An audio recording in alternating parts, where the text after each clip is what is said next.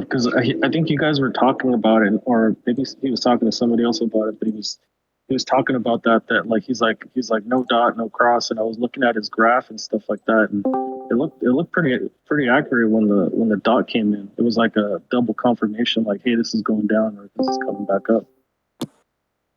It's breaking out, by the way. All right, guys, real quick. Again, welcome to Members Monday. Sorry to cut you guys off. Just wanted to throw the intro in there. It's again Members Monday. It's our first one. I think this is gonna be something really dope for you guys, where again you guys could come prepared on whatever trades you went over that probably didn't go your way last week. The day before, whatever. Even this morning, this is your chance, for you guys to show us what you guys got, right? So that way, and again, nobody here is judging. Everybody here is gonna, be on the same mindset where we're here to help and show you, possibly, what we all see, right? Because again, we all have different perspectives on this, so I'm pretty sure we're all gonna probably see different things, but that'll at least give you a nice idea of what maybe went wrong. Maybe you bought it overbought, and you didn't see the bigger time frame that was overbought, or you bought at resistance and you didn't notice because of the different time frames. Like, we're gonna try to break each one of your guys' plays down. So every Monday, try to come prepared. Try to come with at least one or two trades that you guys want us to go over. The time that time, date, um, entry, everything, and we'll go over it. If not, if I know some of you guys are a little shy sometimes and you don't want to unmute yourselves, again, we have the chat right here. Each voice channel has its own chat, so you can do it in there. I'll read it off to Brian, or somebody else can read it off to both of us. And again, while we're going over your charts, and if not, then Brian, again, this is his class. Whatever he wants to do. If you guys want to go over ape or whatever trade he's looking at, we can also do that as well. Or we could jump back and forth. I can also look at a few charts. But again, guys, this is your class. Every Monday will be designed for the members to really, show us what you guys got, whatever trades you want to go over. Again, it doesn't even have to be a trade that you went in. It could be something that you're looking at right now, right? So this is your class. All right, Brian, do your thing. I'll be right here, man. All right.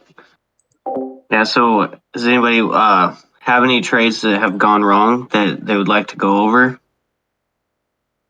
I make mistakes all the time, so it's like I could show you some of my L's if you'd like to see them. They're pretty rough. But for real, dude, my last two before these two that I threw yesterday, man, they were rough. There were two pretty bad trades, and I saw what I did, right? Like, I bought at resistance one, another one was overbought on the MACD. So if you guys want, we can go over those two, or whichever one Brian has in mind. yeah, just whatever you guys want to talk about or ask. Like, if there's a certain coin you're interested in, we can go over that. Like, I just applied, my simple algo, and I look at the cloud. I'm still new to the cloud. I'm just still kind of like testing it and doing my thing. What do you think about CRV right now, Brian? CRV, that's the one we were talking about earlier, huh? Yeah. Yeah, let me go symbols. Let me find it for you. CRV. There's that line that I said you wanted to break. Yeah. I like how it came down and bounced off it. So everything's kind of looking pretty bullish right now. So, technically right here, this could be a possible breakout if it goes in this zone, like anywhere. I'm not using the right tool. Whoops. The rectangle, like anywhere from here, it could possibly, if it's got to pass here, and if it passes up here, there's the auto trend. Not relying on the auto trend, but I do use it. That could possibly be a breakout. Just depends on what's going to go. Or we could turn this off also, so I can see what kind of candle that was. See, it's kind of rejecting right here off the resistance, but still want to wait for the cross, because how I look at it with the RSI is, like, it's crossed here, so it's going up. And until this comes back down, then I won't even think about shorting it until it makes its second crossover. Because, you want to jump on it sometimes, and, it can really bite you without waiting or having patience with it. Ryan, do you think with the RSI indicator that you use, like if you can tell that something is going down but it hasn't quite crossed the two lines yet, do you always wait until they cross, or could you kind of preemptively say, all right, these are definitely going to cross? It's I that's one of the rules about it is do not go in early because that's how you can lose. Because I have done that. I did it It fakes you today. out, right? Yeah, because you're like let's say like right here, like say it comes up, hits the little resistance zone, and then it's coming down. So you're like, oh, I'm gonna snipe this. Right. Just kidding. Boom. Right. Straight and that's stuff like this does fake me out like all the time. I just keep a really tight stop loss. Because right now it looks like try to avoid the that. red line's about to cross over the yellow and the white. So, it's got that sharp downturn, but then just a second ago, it kind of leveled back out, and oh it seems yeah, like it's kind of like wiggling a little, like it doesn't necessarily want to go straight down. And also when they're on opposite sides of the see how they're crossing here? That's a solid one, so that's a legit one. And usually they like to find the best move, they cross together. Okay. And so, I think you were saying if it crosses one, it's kind of like a it's like a quick move. It's like a green flag, yeah, like maybe you can go for it, but then if it crosses both, it's like guaranteed make this play. When it gets in these type of areas, it's really hard to read, So if it's not looking like just a straight up break like this, I try to stay away from it, because if it's so inconsistent up and down, you're just you don't, you can't put too much faith in something. Yeah, then you have to sit there and watch it too. Yeah, and so you don't want to enter a trade where you're worried. You want to enter a trade, you're like, this is it. I'm going to nail this. And so you always want to back. You want a ton of confidence. Always have your confirmations. What's up? What do you think about Dodge? I see both lines crossing right now. No? So if you look at it's got all this right here. See, I'm pretty bad about breakouts, but I mean, honestly, if it does pass over here, it should, but I don't have enough indicators to tell me the breakouts or any of that, because it's hard for me to do those, honestly, because I can never tell. Those are kind of maybe because it's passing the auto trend. I hate to say auto trend, but this is you just what's that? So want it to pass these areas. I see. Yeah. So half the time, before I was even using simple algo, this is all I used. Yeah. And break. It's worked. Came back up, break. And so I just always would pay attention to breaks and looking at the zones, of course, too. Try to pay attention, especially if something's crashed down, you're gonna want it to crash down again before, because you could get faked out, because a lot of people I've noticed, when something goes down and it starts coming back up, they'll oh, this is it, that's the move, and then it retraces, because if anything, when something goes down, it's going to retrace up a little, and it's going to come back down and should test that support. And then since it obviously didn't pass any of that, that's going to confirm that it's going to go up now. You always want the 1-2 for the reversal. Sometimes it's just a straight V, which is good, and it'll make this shape. You'll notice it Bitcoin once in a while. It does it. It's kind of like that, and then it'll retrace to here and then go. That's a huge reversal shape that you want to pay attention to also, if it's not going to do the double tap. So just to clear that, that's one thing to look for too when you're trying to find reversals. Let's go down here. I should probably take some of those coins off. So I'm pretty new to this, and in last night's class, everything was in the red when Kenny was going over it, and it looked like Bitcoin went below the demand zone, and didn't know if it was still below it, and if it is there a trend going on with everything going up? So right now, if it should come up and retest this right now, and see how it's popping already a little bit more. If it comes up here and wicks back down, and it might try again on another 5. Usually on the 5, you want to wait for 3 candles to see what's going on, especially because it's, the 5 minute. But if you switch over to the 15, looks a little bit better. You got the 1, the 2, and so whenever you are coming up to these zones, wait for it to hit, and then wait for the next candle because it could look good on the one candle, like, oh, it's going, and then the next candle right next to it will immediately do the opposite direction, and that could really fake you out. So you always want to see what the second candle is doing after for your confirmation, because like anybody could see that and be like, oh, breakout's coming, I'm gonna long, and then just you start telling yourself it's fine, and then you're not fine by down here. You don't want to get caught doing that, so always wait for the second candle. If you want, we can watch it, see what it does here. Actually, it's with it flying like that too, pointing more and up. That's more bullish, but you just never know. That's why, especially with the cloud cross right here, it's thin, but yeah.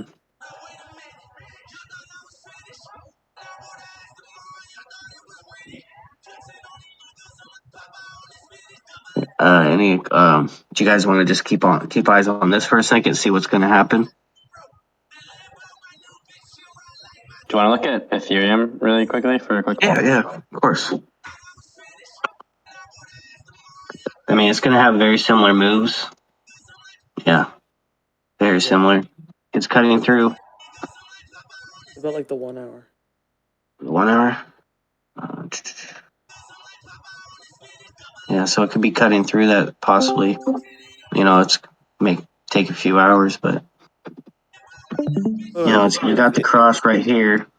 With the cloud, usually if it's one of those sections where it's down, if it comes in at an angle, it's more likely to break through the cloud than if it falls through some of the flat parts where it's horizontal.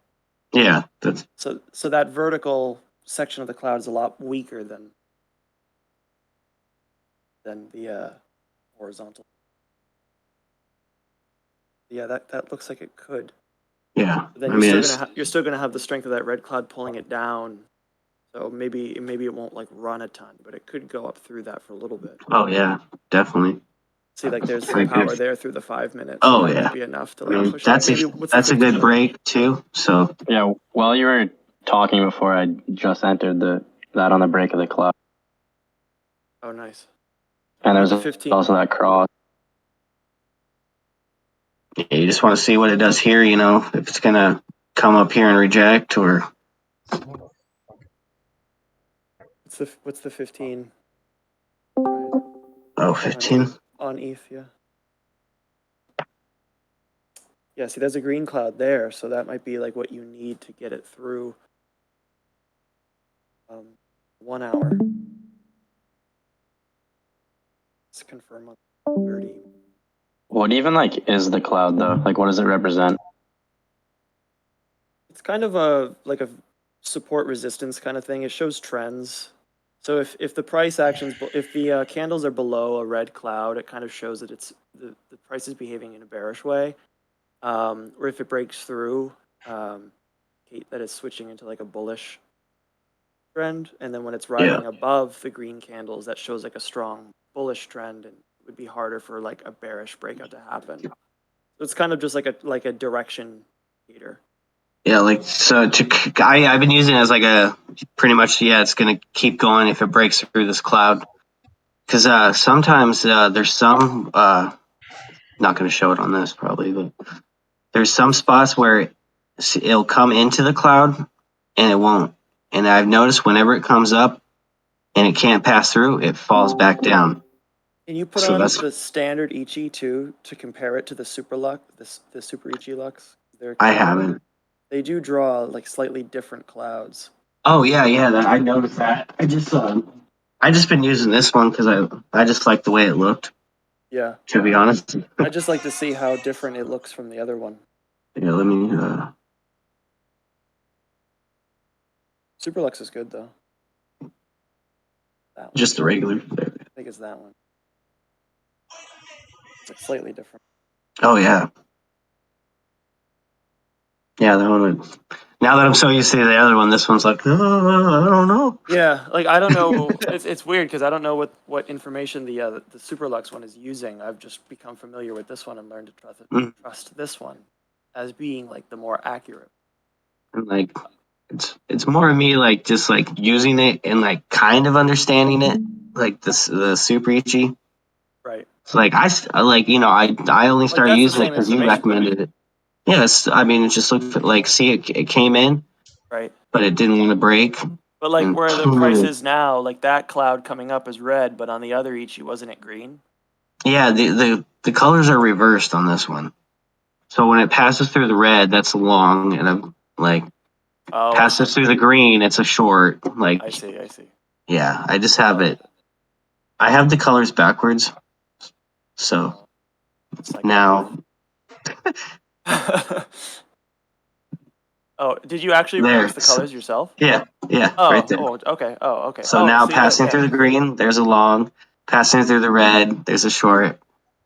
I just never change it because I was, I was like, oh, there it is, Yeah. And I always turn these off. Those are noisy. Yeah, it's just like, get out of here. It's nonsense. See, when there's a color change, I still haven't really figured out that one. Like, just like, I don't know why what is it changing colors? Yeah. I don't know what causes that because it can predict when the color is going to change. Like, see at the end of that cloud there, you've got a little bit of a red cloud, like at the very end of it, sticking out. All right, the little and that like when I see that, it tells me like it's only gonna be along from this here, and then it's gonna, that's what it like in my mind how I read it. And exactly, I think that's one of the things I like about the cloud is it kind of can tell you like even if it looks like there's a little bit of a pump happening, it might be short lived.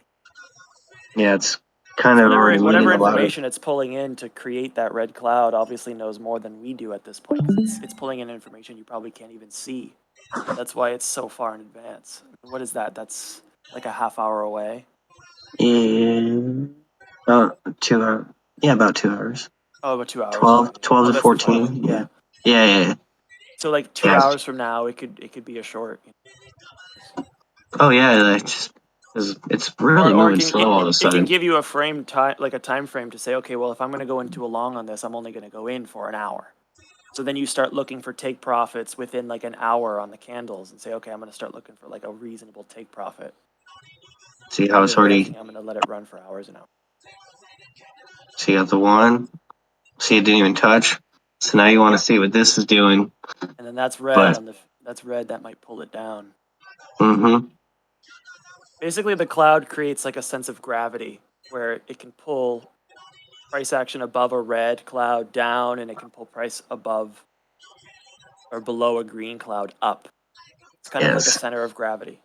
It's weird when you switch the colors or the time frame. Like, I guess it didn't change that one.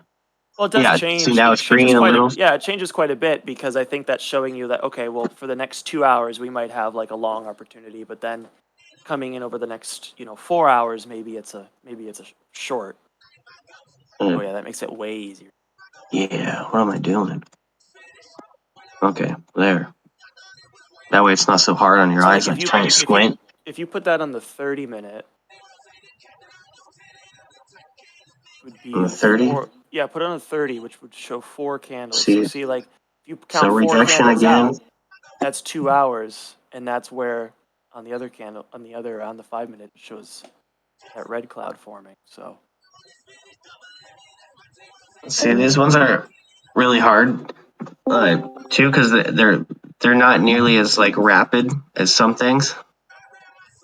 Like, so like, but like right now to me, like with what I'm seeing, like that could possibly be a short, just a. Well, with the RSI being up there. Yeah, see, you just gotta wait. You want to wait till see what this is doing. Yep. And then if it crosses, it's just something that you have in the back of your mind, like while you're watching it. I mean, maybe around like 19,100, like $100 or $100 something. Like a habit that I do whenever I see a double top and I'm already seeing a rejection, I will go ahead and short it, and I will literally just stop loss the top of it. Right. Just to see, like just a really light entry, and then if it is gonna go that way, because see here, as soon as I see that, I'm gonna be like, oh yeah, it's gonna reject right there. I'm like, seeing this, it's telling me it's gonna reject.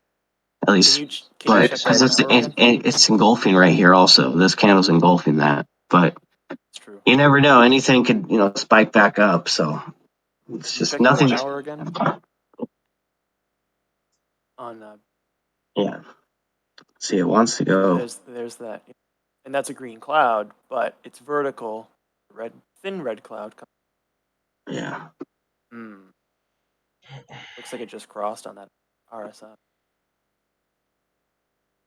And so, also, always try to draw your trends, like with any little move, so you can kind of understand.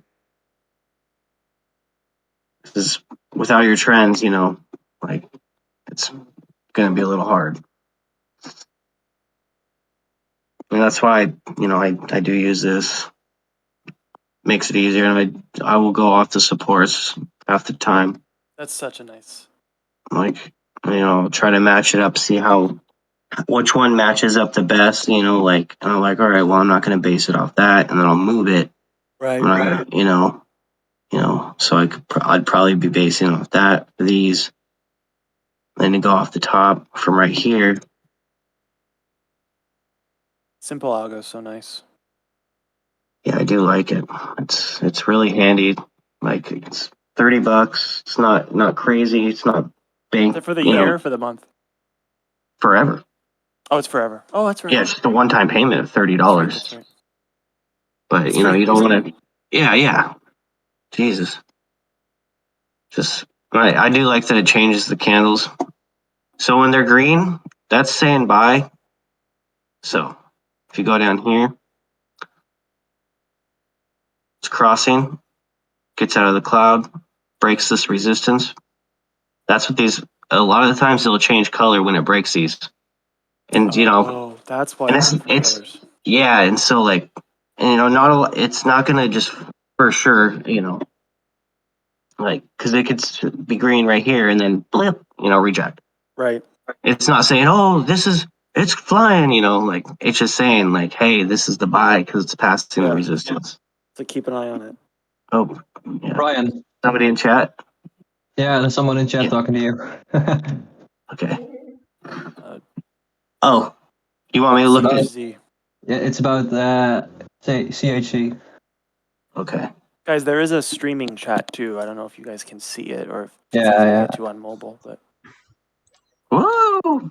It's a good thing we all closed, or at least. Yeah. Yeah. Hopefully everybody took profits on that. That was still a good stretch. Brian. Hey guys, we have Vendetta asking what are the indicators you have. Oh, you guys already hit that already? No, I was just gonna. Go ahead. I was just gonna point it out. Yeah. He's asking what indicators you have set up in your chart. So right now I use the super. Where is the chat so I can read it? It's the voice chat. Top right corner. I need a right corner. Yeah. Okay, there we go. So what I'm doing right now so I have the super Ichi, and that's where it's giving the clouds, and you're gonna follow through when it's breaking. That's gonna tell you that it's gonna keep going up, or usually just in that movement. See how it's breaking it right here, so it's going down. You have it on default settings, right? Huh? But you have it on default settings, right? Yeah, 100% default. I didn't change any of the settings. I do plan on going through and tweaking it. I just haven't sat down and done that yet because I know there's going to be a YouTuber or somebody that has way crazy, awesome settings. YouTube is if you want to if you like a certain indicator, try to YouTube that indicator and best modifications to it, or that's how the RSI came to be, was best RSI settings, and that's where somebody found out that if you change the 25, the 100, and the 150, and it works marvelous. I mean, Oh, you changed yours, or is that just that I comes was like that? so this is how I Theo made this Right. Vibes, and this is how I used to run it. So I just go 2, and I would have 2, Right. and you turn 1 off, and you go down to scale, or where was it? Move to Some aim below. yeah. This is esoteric knowledge, my guy. What's that mean? It's like this is like witchcraft. Oh, Very specific. so go here, go here, change it to 25, and then Basically, it's just a way to get 2 RSIs in one pane, basically. yeah, and then just change 1. You want the Big brain. colors, and that's all there is to it. And then and that's how I was running it, but it was taking 2 of my things. And so Theo made it, and now it's all of those in one thing. So now I don't have to use that anymore. Just go over Including the here. background change. Oh, and yeah, he added the little bars. I'm sitting there pointing with my finger. Jesus. Yeah, I was doing that earlier too. I was pointing with my finger. You see? It's like pointing at the cloud. But I guess you're used to using a tablet. I'm always on my phone. I trade at like 90% of the time I'm trading with my phone, and I'm charting on my phone. Like, It's another form of witchcraft. I rarely use my computer. I seriously rarely use it. At work, that's why I guess that is why I'm landing all these trades at work all the time, because I'm sitting there with the computer open, like, all right, watching it. I'm See, having it so came much up and trouble. I'm having so much trouble focusing at work while trading view is open. To get focused. I mean, I've gotten in trouble a few times, but it's not my job is really easy. I kind of just sit in front of a computer and watch pallets go by on a conveyor belt, or I have to fix the palletizer, but it's all touchscreen, and so I just kind of just chill there and listen to podcasts and trade. Sick. Basically, I don't do anything until something breaks, and then I go fix it, and then I go back to doing what I was doing. Nothing. Good. Sounds good. Yeah, it's pretty chill. Perfect I like trading it. time. Shit. Great. Yeah, that's why I have so much time now. But I alternate every other week. So like this week coming, I'm not going to be very active because I'm going to be in the freezer moving a bunch of product, and so I don't have time to be on my phone. Because let alone I don't want to have my hands out of the gloves because it's -5 in there. Jeez, Yeah, it's a little chilly in there, but yeah. I have a trade that I would like to go over if Yeah. you're done with what you're talking about right now. Of course. Yeah, just to get the members Monday to a good start. Theo. Hey guys, by the way, this is Theo. This was his idea, and we just put it together, man. Honestly, good shit, Theo. Thank you. Appreciate you, brother. Love you always. Anytime, bro. Well, Appreciate you so much. the reason that I thought of this is when I was looking at the Friday live sessions, when you guys are charting, everything seems so logical and it seems so easy. And then 1 hour later, when I'm doing it myself, I'm like, what the fuck was he doing again? so that's why I thought it was a good idea to review one of the trades that someone made. It can be a good trade or a bad trade. I mean, a winning trade or a losing trade, just to see if the technical analysis is correct. Because sometimes you have a losing trade, you feel shit because you lost that trade, but the technical analysis was actually good. You feel me? Yeah. Yes. So I'm reading that right now, Kenny. I think, brother, this is an amazing idea, man. The fact that we can get you guys, to have your day, right? Like you said, every class we're always doing, we tend to, and again, I had a meeting with it with Twisted Churro, right? That we were like, you know what, we tend to forget that we were at the beginning stages too, right? Where it's like, we're here teaching our classes and stuff, But then, we forgot that we got a lot of new faces, right? One of my, good friends from childhood is even in here with us now, and he's brand new to this. So I'm pretty sure, this looks a little bit like gibberish, right? But this is what we're here for, right? We're also gonna set up a class. That's what Wash was talking about in the chat. I had a long talk with Wash. Very educated individual that will be probably, I want him to draw something up first and present it to me, and I want to see how it looks.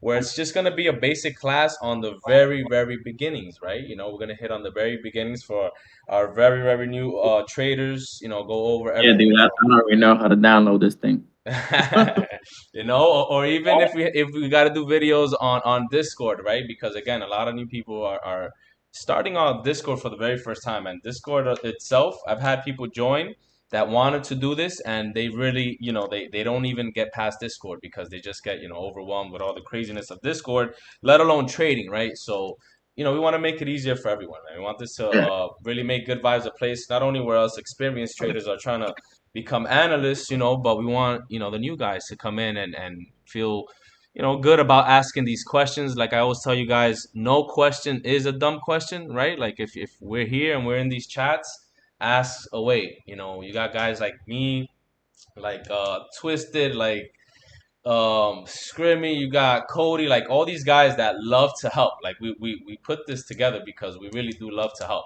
It's in our hearts to help. This is why we have such a good energy in this Discord, right? We're here to help, so don't be ever embarrassed to ask any questions. The best way that we can answer, we're gonna answer. And then we'll go back to our jokes and stuff like that, right? But we're always gonna be there to answer you guys' questions and whatever you need, all right? So please don't be scared to ask away. Yeah, I just wanted to say that. Thank you guys. Do your thing. My DMs are always open. Also, I generally do have a lot going all the time, but I try to reply to everybody as much as I can. Like, I'm pretty busy sometimes, but I'm always down to help. Like, I'm still learning this stuff just as much as everybody else at times. Like, if you guys see how simple I do my thing, and that's it. Like, there's a whole lot. Like I didn't even know this was called a supply zone until last Monday. These little where it's like loading in. That was right? That's a supply zone. Yeah. Like I didn't even know that until last week. Like until I was like, "What's a supply zone? What's that?" I think it was Mr. Supply and Demand who told me too. What a coincidence, right? Yeah. Pretty sure it was him. Nah, But yeah, it's cool, man. We all learn stuff, dude. I still don't know what a golden pocket is, right? And I was DMing Scrimmy about it. He was like, "Dude, you look at this golden pocket." I'm like, "Brother, I'll be honest with you, man. I really haven't looked into golden pocket. I don't know what it is. Some of you guys do, some of you guys don't, and that shows you, right, that we can all still help each other learn." He kind of gave me a quick description. I'm like, okay, cool. Learn something new every day, man. Like it's awesome, man. And everybody uses different tools too. Oh yeah. Like not everything is gonna work. Like if one style works for everybody, everybody would just be using that one style. So always search for new ways to trade. Like don't just, I mean, like always try to look for different like indicators. Like because you can find a whole different method. Stick to what works best for you, of course, but always try to branch out because there's definitely a lot of indicators out there that can really help. Yeah, of course. We're gonna go look at April quick.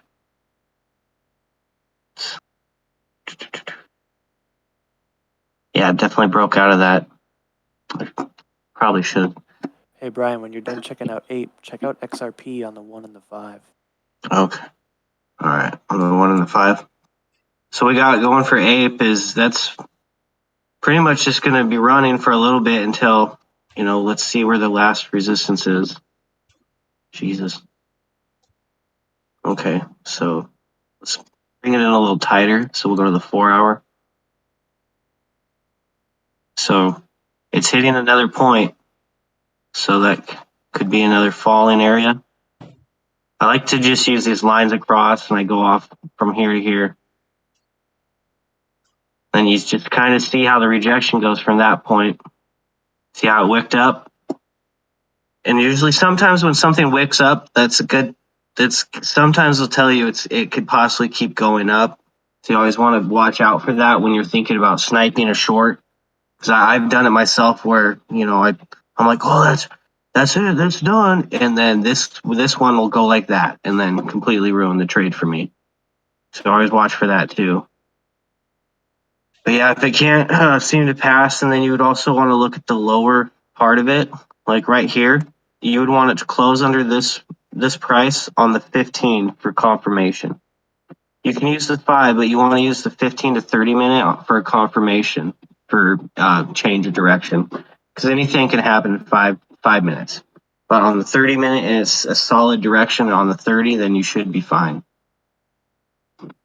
But usually it should just take 15 minutes or 5, though, honestly, for little breaks like that.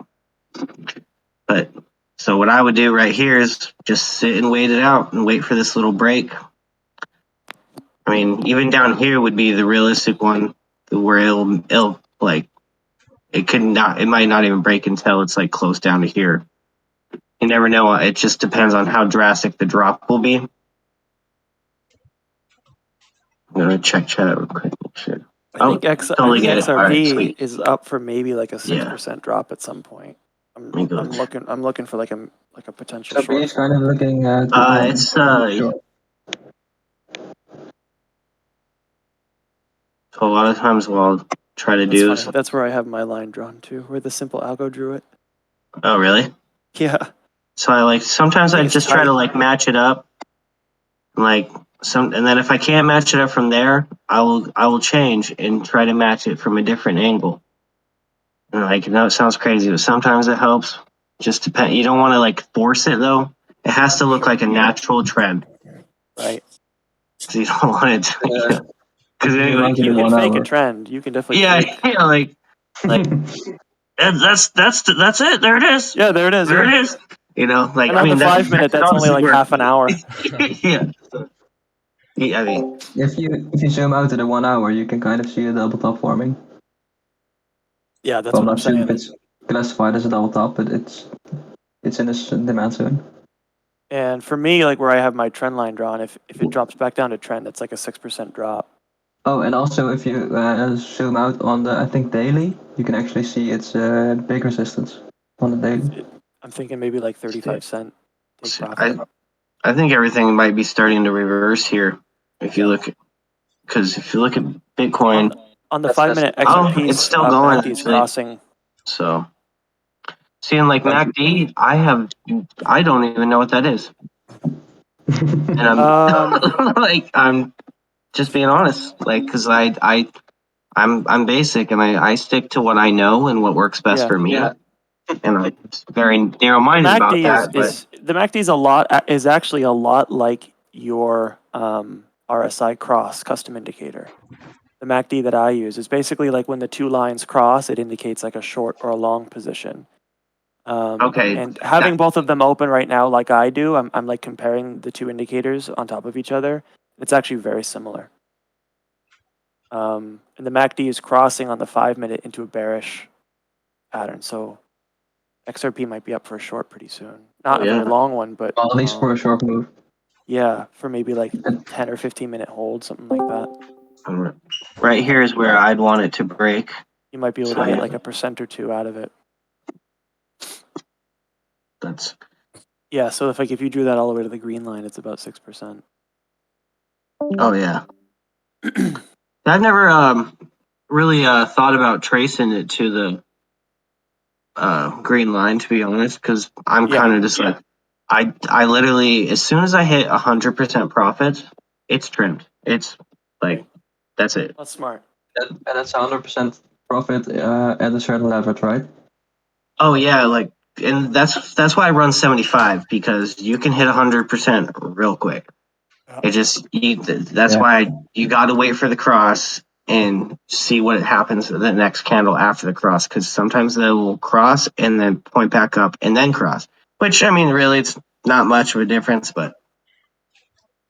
Brian, if you want, I can show you a cool MACD just try. To see if you like it. It's Chris Moody. It's the CM_ultimate Type in CM _ ultimate. Yeah, it's right there. Ooh. Wait. 32,000. Yeah, that's it right there.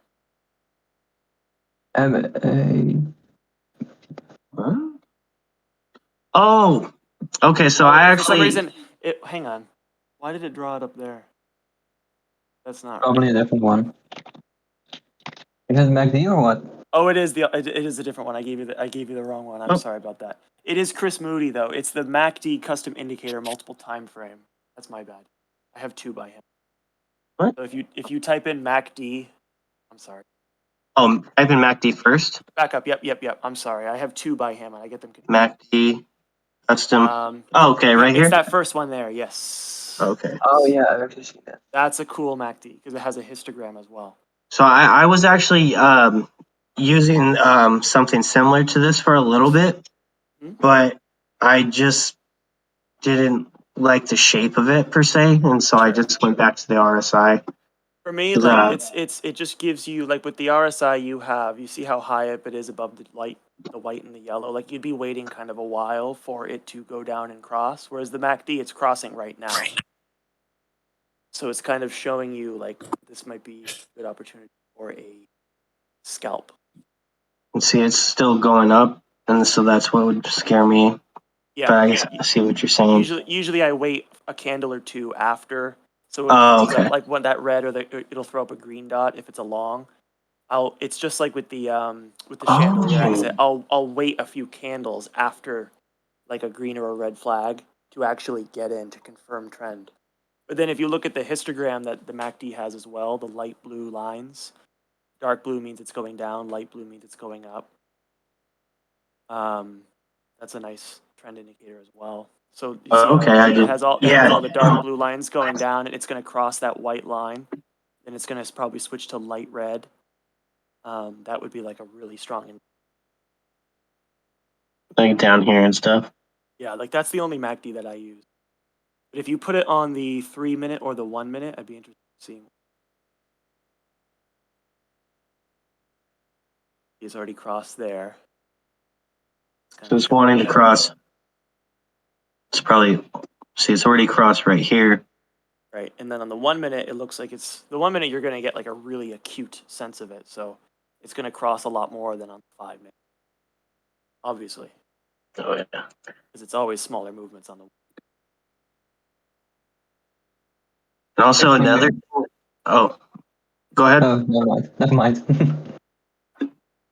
So I was gonna say another thing to look at is like when you can kind of, when something's on a rise, if it's pretty straight up, don't try to short it. Wait until it starts forming a dome. That like if it's like that, don't try shorting. Wait for it to make a shape, because a lot of times they'll, make the hill. Or like when something's going down and then you start seeing it do that, that's usually going to be your retractment that's going to come up to about halfway of it, and then it'll continue falling down, or they'll just straight up reverse and cup and handle and, Oh man, I drew too many lines. There we go. This is on the 5 minute. Can you hear me, by the way? Oh yeah. We can hear you. Okay, cool. Sweet. Okay. I wasn't, because I was typing everything. So.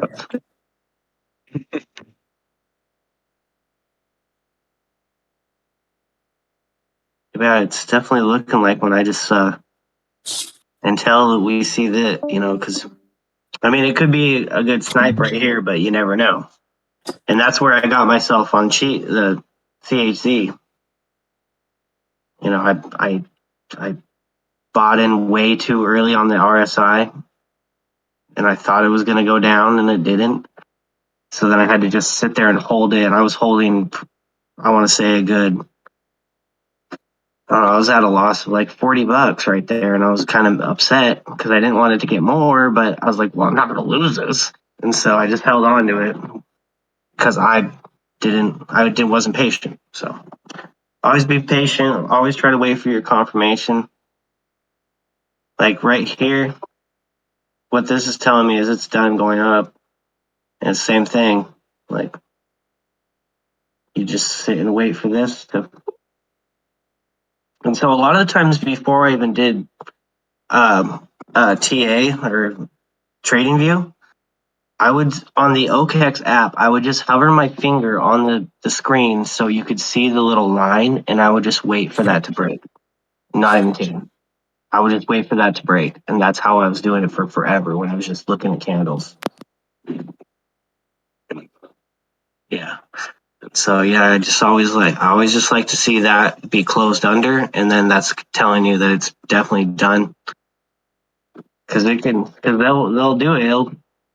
Because they'll act like it's gonna break, and before it's about to close too, it can like shoot right back up, and then you're back to square one where it might keep going up again. So you always want it to close under and close.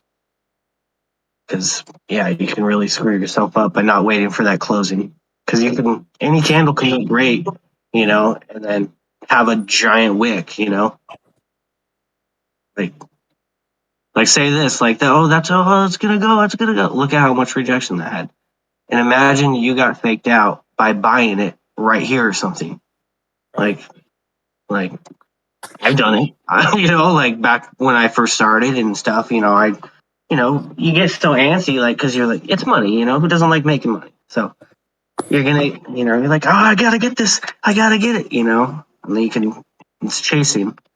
I was talking to Screamy earlier about not wanting to chase because after this morning, I was like, I'm staying away from any longs because I don't want to enter anything since the move has already happened. You want to always catch the move. Don't try to move in between because it can kind of burn you. I mean, depends on that. For me, at least, like if it was around here, I wouldn't be entering any trade until I knew it was over here. Because you want to wait for the supports and the resistances of everything. Like this, how you knew it was going to be stopped going down, it matches up over here. Matches, comes up. Like, always look for support and resistance when you're trying to make a move. You can enter any trade in between a move. It's just, if you want to have the best success rate of it, always wait for support and resistance, see where it's at on the zone. And the crucial ones, not like these ones like here, here, here. You can do it from here to here. That works fine. But for the bigger plays, like boom, boom, boom. And I do have a little indicator for that. Pivot points. These kind of help. Like, that's the support. That's your resistance, And that's a little indicator I do use once in a while. That's called pivot points, high and low, misreversed by Lux Algo. But I use that one for a little bit, but obviously I don't use it anymore. Today I placed a trade on Solana, a short play that didn't work out. And I after the play didn't work out, I did my analysis, and I now perfectly see what I did wrong. But maybe it's interesting to go over that. Yeah. Where was it on Solana? I think it's best if I share my screen because I have the things drawn in. Yeah. If it's not too much of trouble. Yeah.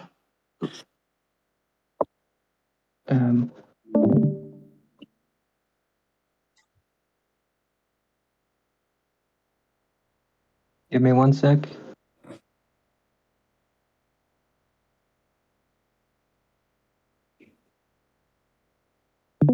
All right, let me know if you see it. Yep, you're ready. All right. So on the left I have Solana on the 15-minute time frame, and on the right I have Bitcoin on the 15-minute time frame. Well, basically here you see the short. You can actually see that it perfectly didn't play out. So I think this was kind of inspired by a signal that I got. Someone said short Solana, so I did my analysis, and I think I used this box. This box as a resistance, supply zone, placed my entry slightly above it, and my stop loss, slightly below it, and my stop loss a little bit above it. And take profit was somewhere around this area. And now looking back at it, you can see it's actually a falling wedge, which is a bullish pattern. Then afterwards, you can actually see a break of the trend on this candle with volume confirmation. Then later three downwards candles with lowering volume. So this wasn't backed by volume, so at this point I should have gotten out probably on the retest of the trend line. And then after this it just shut up and closed me in a slight loss. What do you think of that analysis? Let me just say something. It was a good trade. I mean, you bought it right at the. Let me see, maybe. Yeah, probably a little higher. Again, it would have eliminated more of that loss. Yeah, like right there, that would have been a great entry, right where you have it. But again, it's a good trade because it was at a supply zone, right? Like that's something I would have thrown out. I want to see the stop loss a little tighter. Like you see where the exactly, Jack.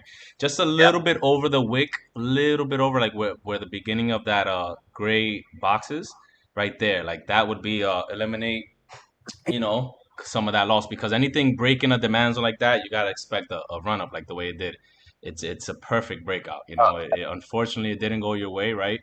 But it's something, dude, that even I would have traded, right? It's at a demand supply zone. Just if anything, stop loss a little tighter would have been a little better. Again, always try to get it a little bit just above the wicks to your left, right? Like, and we already see that one up is around 31.750. So just a little bit over that would have been a good stop loss to eliminate the headache. But it's still a great play, man. It's still a great play. That still would have been a small loss, either way. And look, it kept running, right? So that's something that you don't bag hold. You're not, you eliminated a headache, and I'm proud of you for that, brother. Because again, some people don't, right? Like they don't like the stop loss. They feel like they have to be right, so they'll bag hold this trade. And this is a perfect example of what happens when you bag hold. Like, look how high that shit is, man.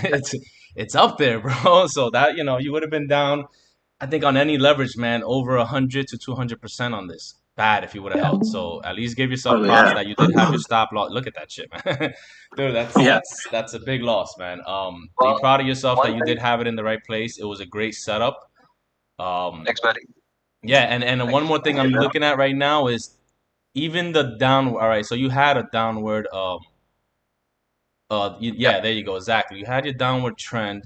So a breakout on that, you should have been a little cautious because of that, right? Like it was a breakout on a downwards trend.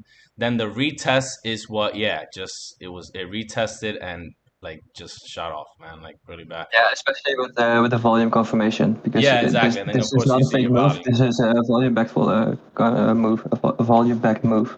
Yeah. Even on situations like that, right? Like if you see that, you have a few things going against your trade, and I'm saying this to myself too, because I tend to kind of just leave things until stop loss. But if you recognize these things like that, like boom, one, it broke the first trend, all right? So that was already one strike against you. Two, then it broke demand zone, right? Like so, or it even retested to confirm a nice breakout trade.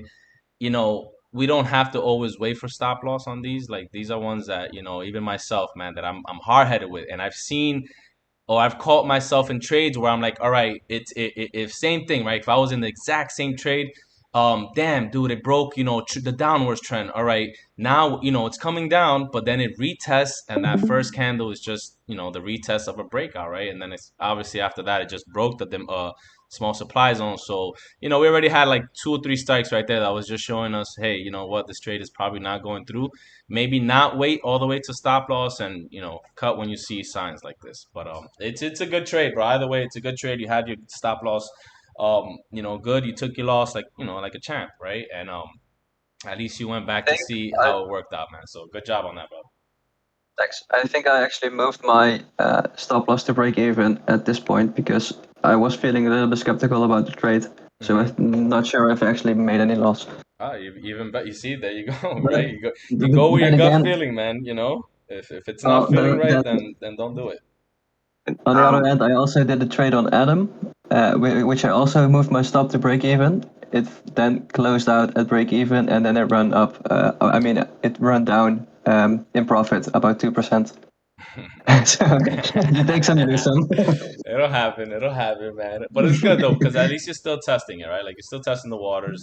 That's what it's about, man. You're not gonna get this. This is not an overnight thing. You know, I always tell you guys in the chats, this is not a get rich program. This is something that takes time, man. It takes time. It takes effort. You know, what you put in is what you get, right? If you guys are gonna half-ass this, you're gonna see half-ass results. If you really put your time and effort into this, it's a beautiful thing. How much hard work gets you in this, right? Like it moves you up pretty fast, right? The more you know, the better you get, the more you trade, the more experience you get under your belt, all those things, right? They all play into it. So, you know, keep it up, man. Like keep trading. And again, it doesn't always have to be money, guys. I always tell you guys that another great way, especially if you're learning, is paper trading, man. I still paper trade to this day. So nobody can knock it and be like, oh well, it doesn't feel like real money. You know, and that's not a bad thing, right? It doesn't have to feel like real money when you're learning because you're still learning. If you're learning, expect to lose, right? Like everybody that starts off learning this, we all lose money. I've lost fucking, I've Oh tanked yeah. a few accounts, right? You know, we're all gonna lose money, but that was my way of learning, right? Like that was me paying classes. The way I like to look at it is that was me paying classes on how to learn this. You know, I lost a few accounts at a few thousand, man. Shit. You know, I'm not the first. I won't be the last. But you know, I kept going. I never stopped, and that's what I want you guys to know. That man, keep going in this, and you'll see. You know, I know the losses are tough. They tough. They're draining mentally. It makes you feel like you're not a real trader. This and that. You know, I've been there, man. That shit sucks. But we have a good team here of support, man, and you'll see that all of us, we've all felt like that. Everybody in here, all the staff, all the mods, like we've all been there where we all felt like quitting. I felt like quitting a few times, but I'm glad I never did because I've just learned and I've gotten better. And everybody here with us, it's the same thing, man. I've known Brian for a long time, man. That's just why I'm super happy that he's doing these classes because he's an experienced guy. Like I'm not just throwing you guys just to throw you a class. No, I'm throwing you guys people that I've known for months to years, traded with in other Discord servers that has shown me they have skill. And another thing they show me is their heart, right? He doesn't have to do this, you know, and he's doing it for you guys. So that shows you that Brian has a great heart, man. So, you know, we're all gonna learn together. You know, we're a team here. Um, and yeah, that's it, man. All right, Brian. Thank you, Stayed man. up. Do your thing. Do your thing.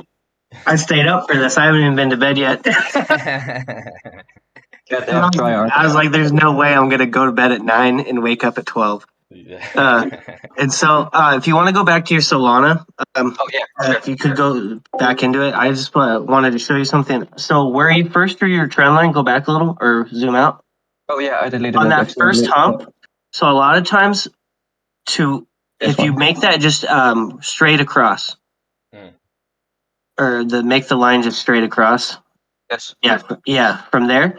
And so a lot of times when I want to short, I will like I was doing earlier on my stream, is I will wait for it to come across that high point, and because you want to make sure that if it comes up to that, you want to make sure that it's going to reject from there, because like if there's a higher point than the last, then you want to take that in consideration.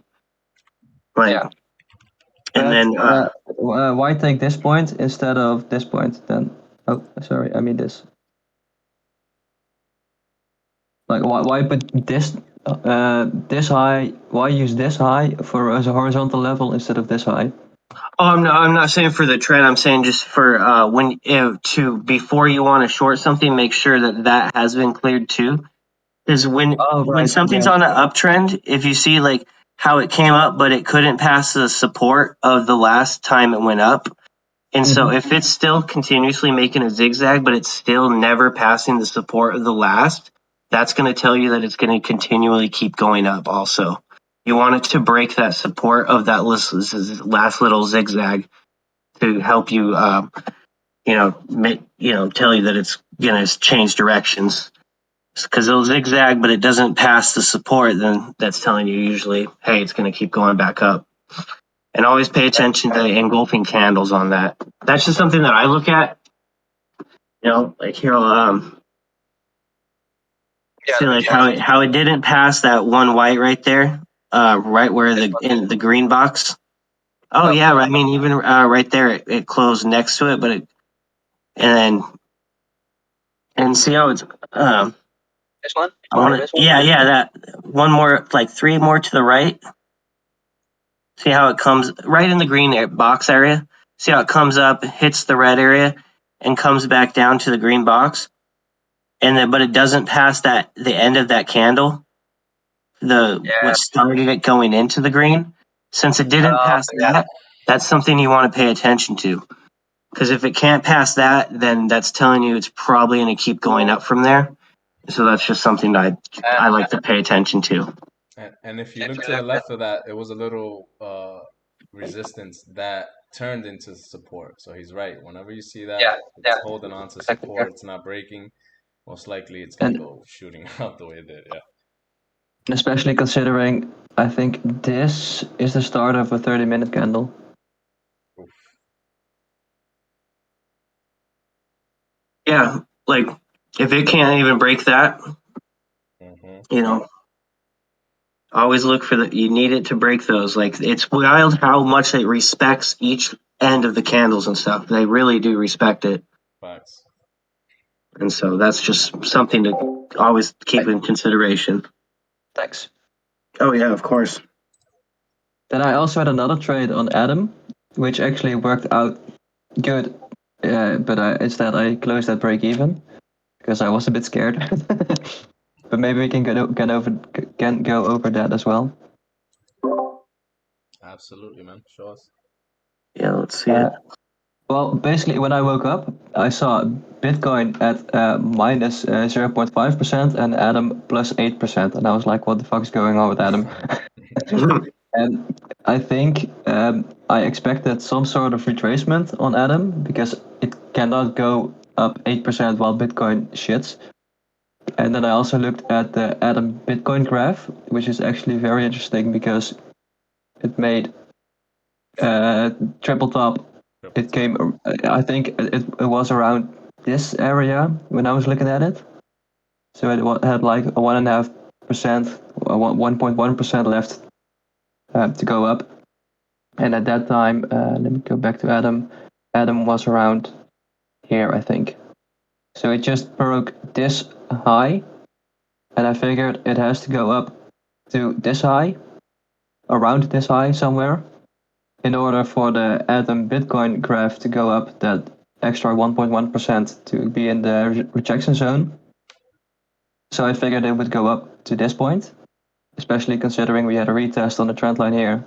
So we should go up. And I think I placed my short around here, below the demand zone. I mean, supply zone. Stop loss around there, and the profit was. First I added here, but I would probably take a little bit out at this point. Maybe a little bit more at this point. And, well, it would have been a perfect 1 to 4, 1 to 3.5. I'm impressed, Theo. Very nice charting, man. Thanks. Now just actually trade instead of being pussy and putting break even. Dude, it's totally normal, man. It's totally normal to get. I still get scared to this day, bro. And the thing is, my portfolio is so incredibly small because I'm just learning. So I basically just risk a half a buck at each trade, and still.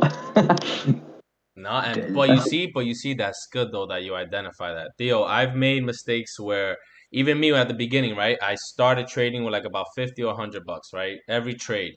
To the point where I got comfortable trading 50 risky, $100 for, safer trades. Bro, the day that I was a little buzzed, I had a few shots, went out with my wife. Um, I decided to trade by myself. Dude, I put about $500 in that shit. And when I tell you my hand was shaking throughout the whole time, it was that because mentally I wasn't, used to playing with that much amount. And whenever that happens, brother, you'll see that even though your TA is on point, any red candle you see going down, you're gonna sell.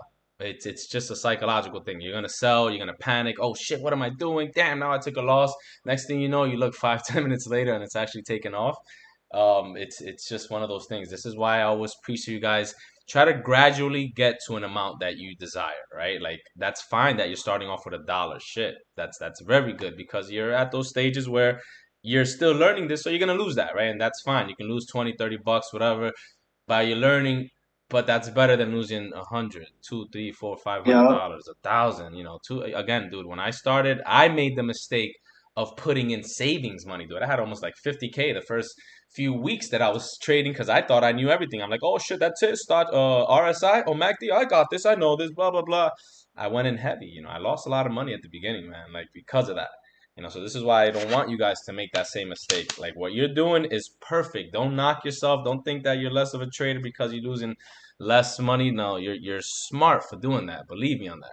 Right. And once you find the system that is working for you, that hey, this week you threw out 10 trades, you hit about 5 for 10. Okay, well next week you threw out another 10, you hit 6 for 10. And then the following week you hit 7 for 10. That means you're improving, right? And that should allow you to add to be a little more confident, right? To put in a little more money, all right? If you're trading with $1 this whole time and you hit 2 weeks in a row where you're doing great, then shit, man, throw in $2, throw in $5 the next time, that way you gradually go up. Don't go from $1 to $100 because I'm telling you, you're gonna panic. You're gonna panic. Yeah. You're gonna, see 1 or 2 red candles. You're gonna sell, and I'm telling you, a lot of the times when you're really charting these things out and doing it right, they tend to perform. But again, it's that psychological aspect of you not being used to using that kind of money. You got to gradually get there, man. You see what I'm saying? Yeah, definitely. I forgot And to it show you adds one up thing. too. I shared my screen again because I forgot to show you one thing. Yeah. Okay. Later, I I wasn't found sure out. if you were done, so I was like, oh, okay, I'll just hop back on. Later, I found out that it was actually the Adam chart is on the right.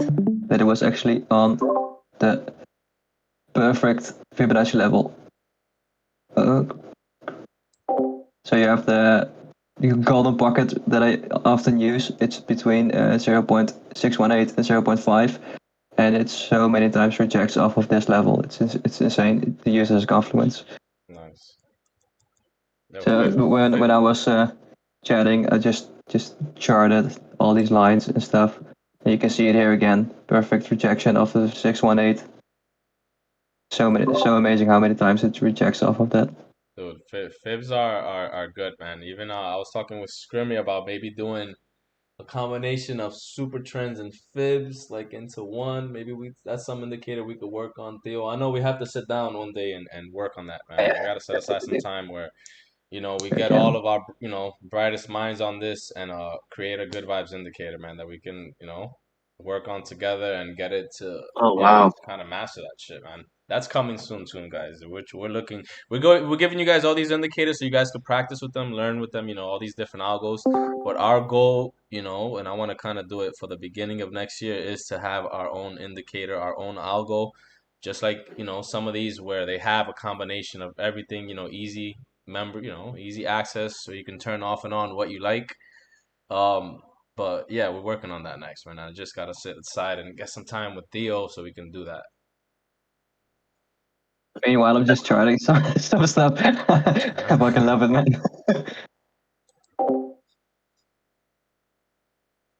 I can give the screen back to Brian or anyone else who wants to share. Yeah, if anybody wants to share anything. I think it really helps if you go over a chart that actually, or go over a play that failed or didn't fail, just to show if your TA is correct. Because I really appreciate the help that I got, and now I actually know that my TA is not as bad as I thought it was. Yeah, you're doing a lot more than I do, man. Yeah, you're doing good. You're doing good, brother. You're doing good, man. Well, one thing that I'm struggling with a bit is to see the correlation between the SP 500 and the higher time frames on Bitcoin, to see the overall trend in the market. Because I took this Adam short, but I was not feeling confident because Adam was up 8%. Bitcoin was in the meantime, I think, going up a little bit. So I have a little bit of trouble with using the confluence of the Bitcoin rejection as well as the altcoin rejection. But that's just something I got to learn. So a lot. The one thing that's wacky is when the coins will move opposite of Bitcoin. That's when it gets really frustrating. You know, because you plan on this big move and then it does the opposite. Yeah, definitely. Anybody else have any trades they want to go over, like, and show us how you do your TA? If there's anything that we could help you with on that.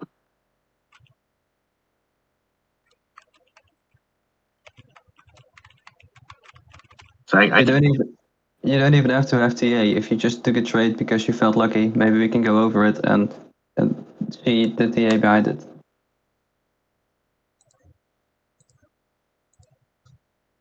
I'm actually looking at my Vibez account now if I have any failed trades. It's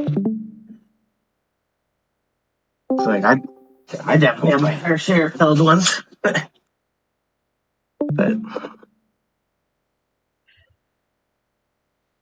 and also one thing, like, don't use heavy margin. Like, please don't. A lot of people get like caught up in like, oh, I gotta make all this money so fast. Like, if you played safer and like, 20% is nice, but if you just do 5% per day, at the end of the year, you'll have a substantial amount compared to the risks of possibly losing most of it every other day by using heavy margins. The interest on interest that actually makes money. Compounding. Yeah, like just over time. Like I mean, I'm comfortable the way I trade and the way I do things. So I do my own margins, but that's just me. But if you want to be like consistent, like, just stick with the 1 to 5%. You can even enter with 2%. That leaves you with 3% that you could possibly DCA with, which hopefully you should never have to DCA. But sometimes things just move the opposite of what they're pointing to. And so that's totally normal to DCA. Because I've done it, and you don't want to DCA too soon either. Because then you're stuck with an even bigger losing trade, and so you need to know when to cut that loss. And so, like, what I do sometimes is I'll hold for about, depending on how much I have in it, of course, like, I'll hold it for up to around 200%. So I'm losing double or my entry and then another entry. And so that's usually when I cut my loss at 200, 300, because I've held them and then they go 600, 700, and then I'm stuck with a giant loss that is sometimes hard to recover from, depend on the L. So always take a loss when you know it's a loss. Hey guys, I want to thank you guys for the great information. I have to step out, but I will be back. All right, we'll be here. So now that Ape's kind of dropping, oh, I'm on the 3 now. What am I doing? That's why it looks so weird.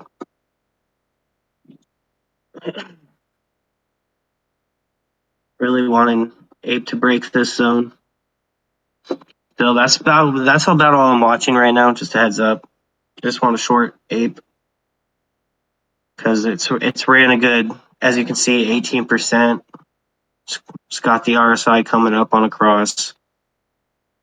It's just a matter of the support being broken.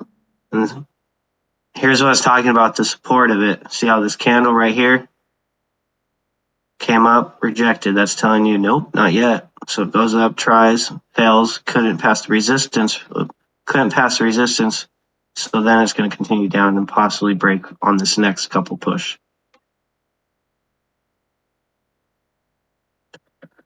Just a matter of time.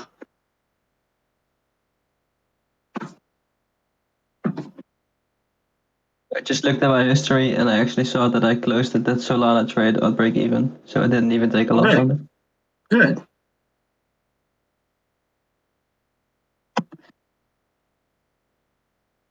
Oh, what just happened? Oh my.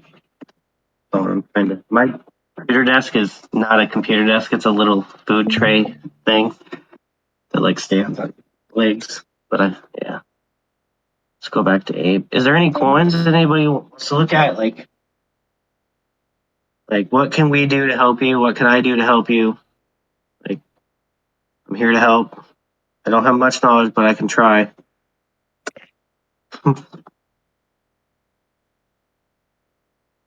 See how it's trying to point up? Can you look at Shib? Yeah, of course.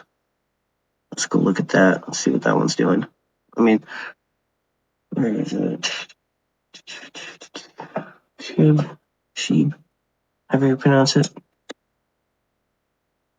Meme going. Shit going.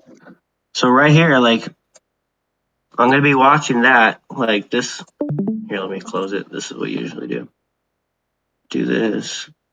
You want to box it in. So there's that. That's your possibilities. How do you try the box? It's basically the top of the body to the Oh yeah, just the of top. wick, right?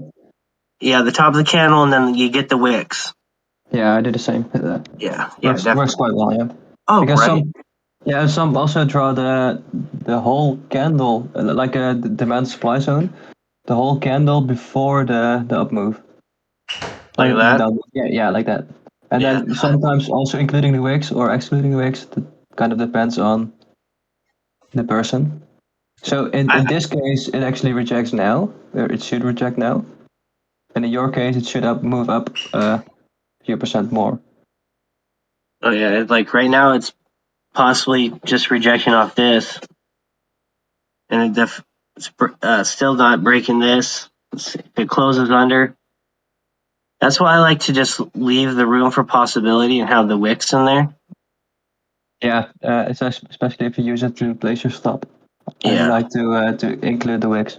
Because see how it came up to that area, not perfect, but it comes up, kind of tickles it. I guess you could move it a little bit, but it's not going to be perfectly. Some things are going to be a little off, but that's the fact that makes me iffy. Yeah, I just kind of look at this, see how high this is on like what number. Like that's one thing too. Like I try to pay attention, like see how this is up in the 70s. And so whenever it's something super high up there, that's overbought, or I think it's called overbought. And that's usually like, that might be the end of it. And so usually I'll wait, see what happens. And then for like right here, I'll look at that.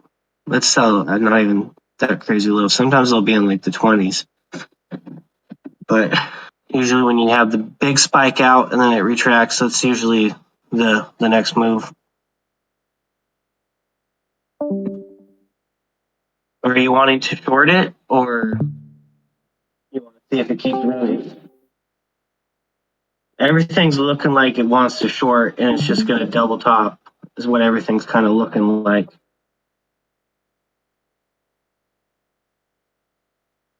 Yeah, short. Yeah. Yeah, definitely everything wants to short. I mean, because that's what I'm pretty sure.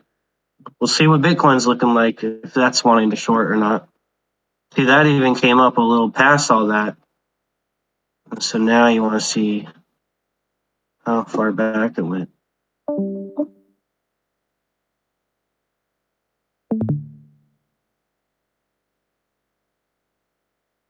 Did look from here to here, but yeah, nothing really.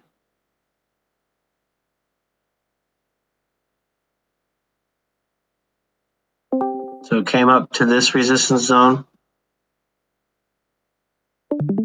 If you look, it's going to match. See how it came up? It's going to reject out of it.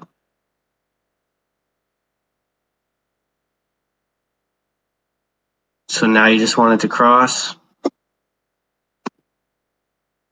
So yeah, everything looks like they want to short, but everything could also, it's up in the air because it could just do this, retrace, then, do that too. That's one thing you gotta, always consider, because it is on an uptrend. Like, 2, could be 3, and then fly. Never know with Bitcoin. You kind of know, but But yeah, everything looks like it wants to short, at least for a little bit. You could definitely get a decent percentage out of it. Just all about, waiting for that confirmation that I use.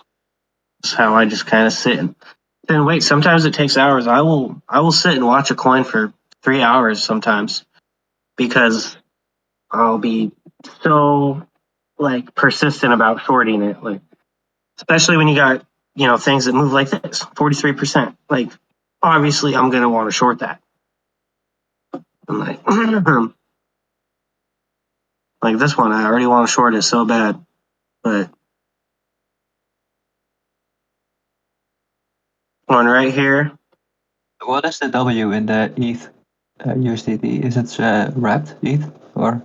I'm not sure. I just noticed it was a new coin on OKEX, and so I was like, oh, that's new. I'm gonna trade that. How's it called? Huh? ETHW. How is it called? Yeah. ETHW USDT. Yeah. And I have no idea what the W is. Like, I was thinking West. Well, it's Ethereum proof of work. Oh, okay. So it's basically ETH 2.0. I'm not sure if it's actually. Oh, wait. Well, it's a different coin, I guess, but is it moving the same as ETH? See, it couldn't break that, so it's falling. If this closes under, this might be a possible short. Try to get it down here, though, honestly. You'd want all that cleared, closed under. But, so you got it right here. It's about to cross. Wants to.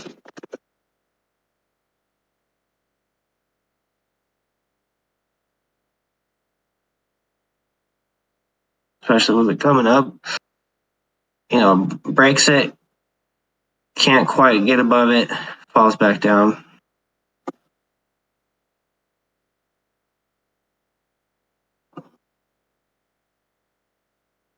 And also, I just short things because it's easier for me. So you can kind of just sit and wait for, something to be done. So they're not just going to keep going forever. They have to retract. Are you still holding Choose, Brian, or are you out of it already? Oh, yeah. I closed a long time ago. Right on. Yeah, because I closed over, I want to say, right here, I think. Good thing we did. Sheesh. That's nasty. Okay, let's see. Look what Abe's doing. Yeah. See how it was acting like it was going to cross? And then you short at somewhere right here, and then it goes up. And just that tiny little movement. I guess it's not too bad. But sometimes, depending on the coin, that'll be 4 or 5%, on the right leverage. Or not right leverage, wrong leverage. But this is something that I'd be looking at personally, especially with the come up.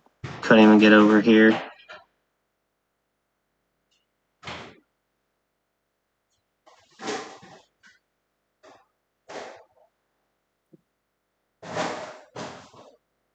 Is there anything I can help with? It's really hard when nobody talks. It's it just feels like you're talking to yourself sometimes. Is there any other coins people would like to look at? I can check those out. But everything's some of my best trades, but I can't find any good ones.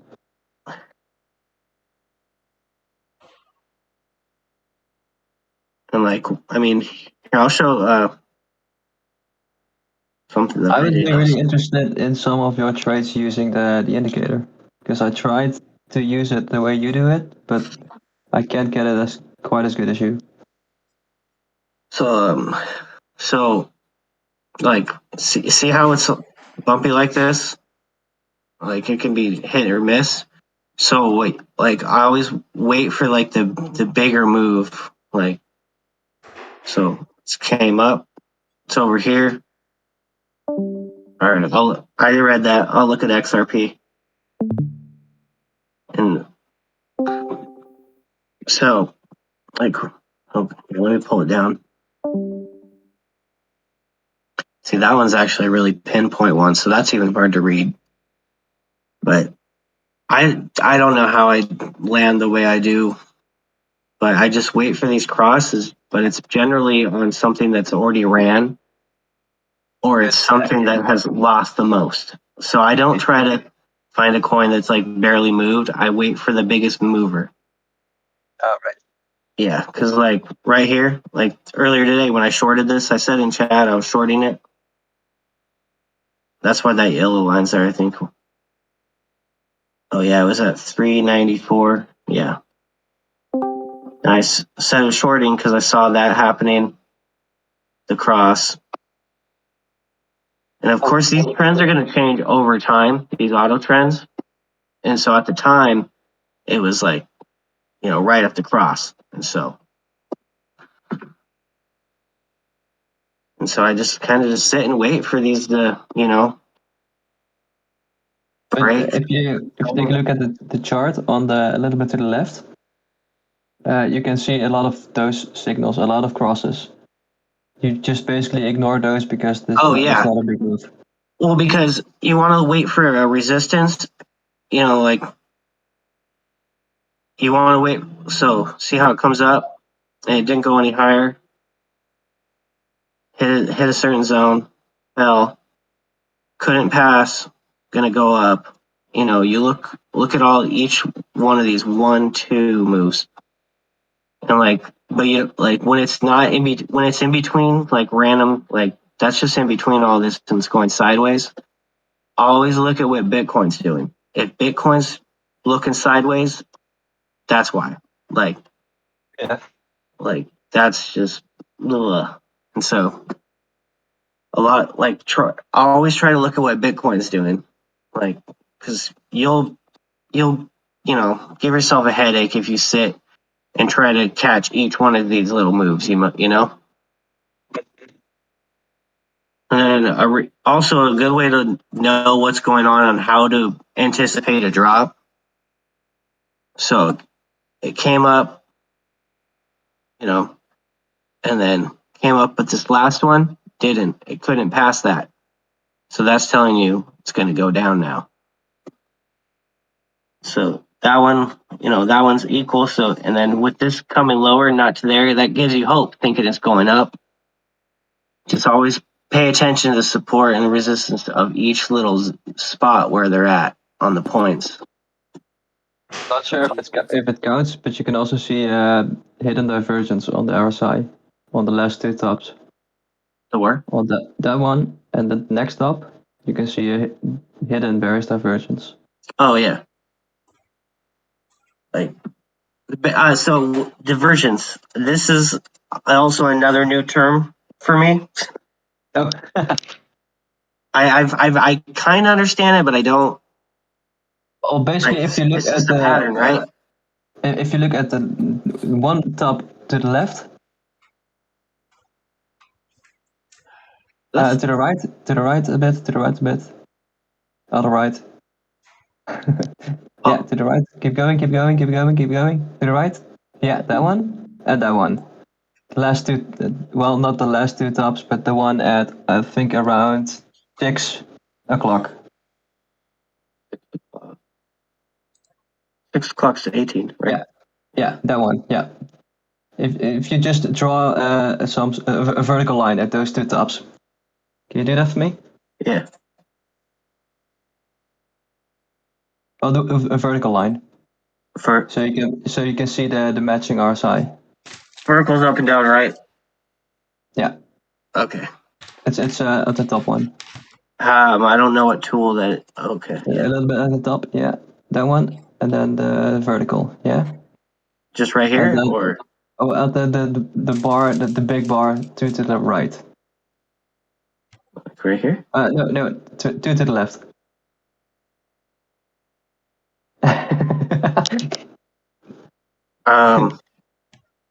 Go, I think 5 bars to the right. This? Yeah, that one, the one with the wig. Yeah, Oh, okay. And put it there.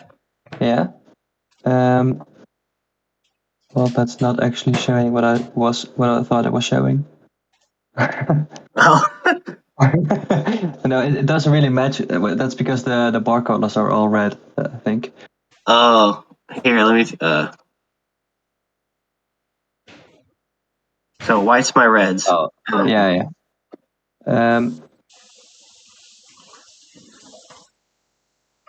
You see the big big white candle at the middle of the screen now, basically.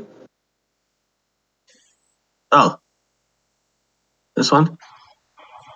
Or this I one? think it might be easier if I just take over the screen. Yeah. I apologize. No worries, no worries. Yeah, let's go to yours.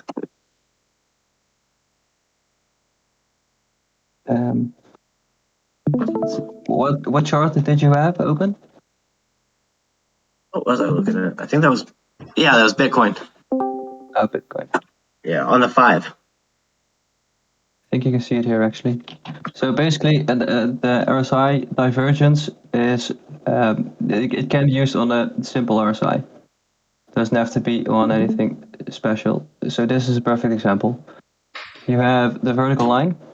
You have this bottom right here, and you have this bottom right here. The RSI, if you click on the source, it looks at the close price, so it doesn't include wicks. That's something to keep in mind. So you can see that this close price is higher than this close price.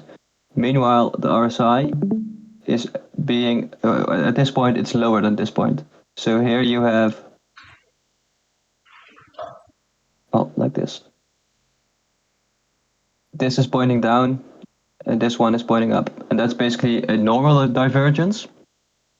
And you can have the same for bullish, obviously, like this. Here it's making a higher high. Oh no, and on our side it's also making a higher high, so that doesn't count. But let's look back.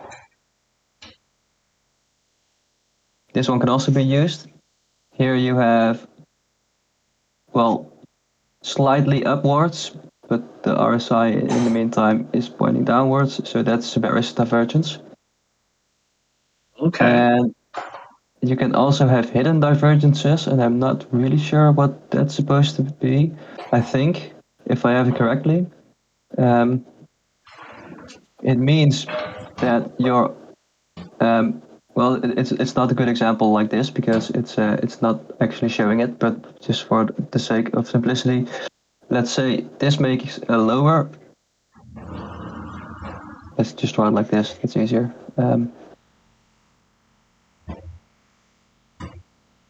So my price action does this. It makes a lower high. So that's the price. And meanwhile, the RSI is doing this. It should probably match something like that. And then the RSI does this. And this is a hidden divergence. So the price makes a lower high while the RSI makes a higher high. And basically that tells you at this point, let me see, at this point in time, the price is more overbought than at this point. So it should come down eventually. Because if you use the RSI in the overbought, oversold way, if it's overbought for too long, it has to come down. So at this point, it basically has to come down. That's how you can see that it goes down eventually. Like this. That's 4 ways to use RSI. Crazy. See, I didn't even know that any of that meant anything about the RSI. I actually have one indicator that I like. Let's see. The Trade Floor is a YouTube channel that makes videos on technical analysis, but focuses more on forex, and they also have some indicators. See if I can find it. This one, TMA divergence indicator. This you can just ignore because it's based on futures. I mean forex.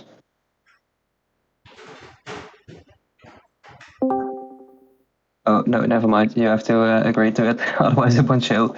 Basically, this is a normal RSI, but this does something different with colors, and it also shows you divergences on the chart. So at this point, you can see the divergence that I just drew. Like this, it's a lower price, and here it says a bullish divergence. Oh, that's pretty neat. It also gives fake signals, obviously, because it draws everything it sees. So here you have, I think it counts this as a bottom here, and then it makes a lower low on the price, while the RSI makes a higher low. So it counts it as a bull, but obviously you can see that this doesn't actually, it's not actually a top. So you have to take it with a grain of salt. And here you actually have an example of a hidden divergence. So here you have a top. Here you have a top which is equally high, approximately. Meanwhile, the RSI makes a higher high. So this can be a bearish signal. But obviously you have to use it with confluence of other things, because after this hidden divergence, it bounced up. And I think you can also use this with the MACD. Because the MACD kind of shows the same as the RSI. So here you have one bottom. That's this bottom. And then here you have a lower bottom with a higher MACD, which makes it kind of a divergence. So you can long it like this. But obviously I'm now cherry picking, so but that's one way to use RSI as well. Okay, yeah, I just actually it works very good with the way you trade with trend lines. So you have the trend line here. You can see it respects the trend line. At this point it breaks the trend line, and that's the point where you look at divergences. So at this point you see, hey, it broke. I'm actually making higher highs on the RSI while making lower lows on the price action, so that's a good signal to go long. And now you can wait for this line to be broken and retested. So you would long at this point. After the first retract. And I stop here. Resistance. I mean, take profit there. Well, like this.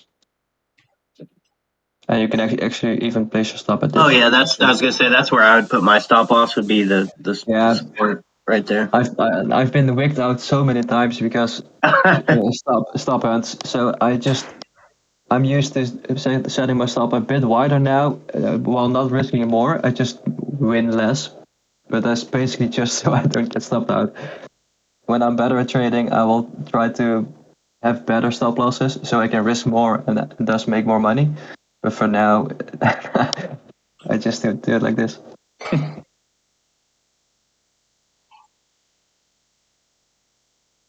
Yeah, that's one way to. What do you say? I was saying it's like super pixelated on my screen right now. Sorry. Oh, yeah, that's sometimes with the Discord connection, I think. I saw it on your screen as well. Basically, internet and stupid shit. Right. I have pretty crap internet too. It's free, so that's good, I guess. Let's see if I can find another one. At this point, you have a trend here. Breaks the trend. That's the point where you look for divergences. It doesn't show every divergence. For example, here you can kind of see one. You have the top here. Well, that's not actually a divergence because it only looks at the close price. That's what I was saying earlier. You have the high here and the high here, and it's, well, about the same. But since the RSI only looks at the close, it doesn't classify this as a divergence. How I Oh, sorry. Yeah, I think you can still count it as a divergence. Oh, now I have MACD and RSI at the same. Yes, I think you can still count this as a divergence because the price is about equal, while RSI is definitely showing weakness. Like this. This is a very steep line. So this would be a valid short entry. And you can actually wait until this level gets broken, which is about here. Stop loss at that point. A little bit above it. Take profit around this level. Looks valid to me. And you can even take it as far as this, but that's because we obviously know the price, then it's easy to set your target. Mm-hmm. Oh goddamn, I should have traded this. But that's the thing, when you're looking back at time, it's so easy to make the plays, but when you're actually trading in real life, it's so much harder. Oh yeah. And so when I look at like usually like I just look at when you're up at the top where you're showing the divergence. So like after that trend break, and I just see that one wick go up, and it just immediately gets shot down. Yeah. That's usually just what I kind of pay attention to. Your hammers and your It can't even come up anymore. It's getting rejected hard. Definitely going down. especially here because you have a doji star with a bearish engulfing, and then a retest into the line. This could actually have been your entry. Oh yeah. I would have entered around as soon as I saw that rejection. That's where I would have entered probably. Right here. Yeah. Or right around there. I'd see what the next one's doing and then enter. Yeah. And then I'd set my stop loss at the very top of the wick. This wick or that wick? That wick, yeah. Up there. Yeah, like this, yeah. And just maybe a little bit higher just to give myself some room because it's so frustrating being wicked out. I also make it a little bit wider because I use Vibez, and because of the low liquidity, I get stopped out sometimes. So yeah, some wicks are ridiculous. What I hate is I'll set it like because I'm like, there's no way it's gonna hit this. I know it's gonna go this direction. I just have a horrible entry, and instead of that's just me, and I'll accept my fate. I'm like, all right, I just have a bad entry, and I screwed this one up, and then I'll put the stop loss super far out, and it still hits. I actually would have waited a little bit longer for this trade because you still have this zone here that's not being broken. And you also have the trend line that's not being broken. Well, at the close of this candle, it broke. But I think I would have waited a little bit to see it actually being below the trend line. And on the retest of this, or wait for the break of the resistance. Break of support. Wait for this candle and then look for entry. So it's around here. Well, then you would have get wicked out. Yeah. Well, there's no perfect way, Yeah, the wicks will get you. It's ridiculous sometimes. Or like the random 3% pump on it. Oh, yeah. That's always fun. That happened to me when it was at 48,000 or something. Just like spiked up real quick, hit my stop loss, immediately shot down. I was like, I hate Bitcoin so much. What do you think of this one? So you have a trend line here. It's been respected 1, 2, 3, 4, 5, 6 times. Tries to break.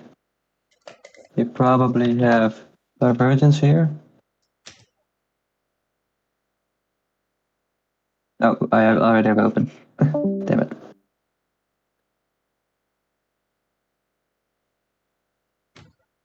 It's not actually a divergence, but you can see it's kind of showing weakness. Because this is almost horizontal and this is showing, this is down a lot. So you could enter on the break of this, but then you would have hammered down here. Oh yeah. So if you're gonna try to long something right after a break, try to wait till see if it can hit a resistance zone. See how it didn't come up to that one ledge, I guess you could call it. Actually, this as well. Yeah, it didn't go up to there. Yeah, and so that's what's something to look for too. Because you want it to break that zone to tell you it's going to go up, because if it can't break that, then it's not going to go up. That's one thing that I saw. It's that I learned from a YouTube video. There was a guy who traded only every time he traded. It was let's see, if it was a long position, it's always he was basically just a scalper, so it was always 0.4 stop, 0.5 target. And you can even take it as far as 2% target, 1% stop, or 1.5% stop. Doesn't really matter. But he wasn't looking at the perfect 1 in 20 risk to award or the best setups. He was just looking for how can I get a 2% move. So if it breaks, if you want it long here, you see the resistance here. Mm-hmm. You can see, can I make a 2% move? Yes, I can make a 2% move because the resistance is here. And it would have been perfect. And let's say if it breaks this one, it retests this. You can look at it again. Can I make a 2% move? Yes, because the resistance is up here, so I can make a 2% move.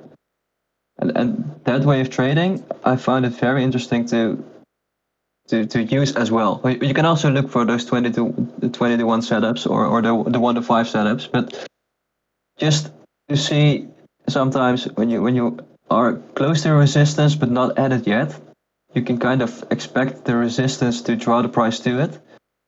And if you can make a 2% or a 1% move on it, sure, go ahead. If you're expecting the price to go to that resistance.